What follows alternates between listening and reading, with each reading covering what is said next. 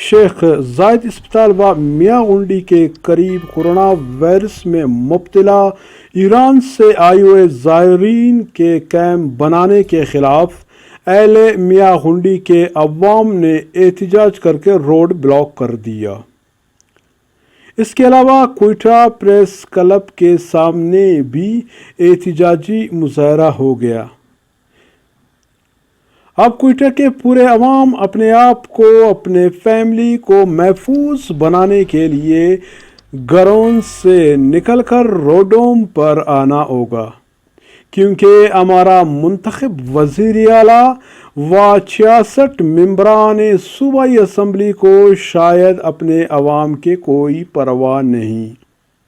وہ لوگ سندھ پنجاب کے کو محفوظ بنانے کے لیے اپنا پیارا شہر و صوبہ کو تباہ و برباد کرنے پہ تلے ہوئے ہیں۔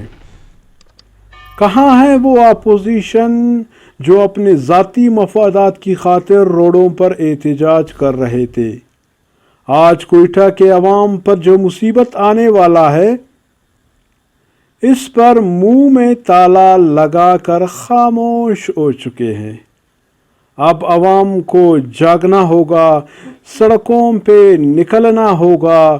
سریاب، ہزار گنجی، میاں گنڈی بشمول کوئٹہ کے باسیوں اپنے اور اپنے فیملی کی سلامتی کی خاطر روڈوں پر آ جاؤ، احتجاج کرو، روڈ بلاک کرو اور اس کیمپ کو ہٹانے کا مہم چلاؤ۔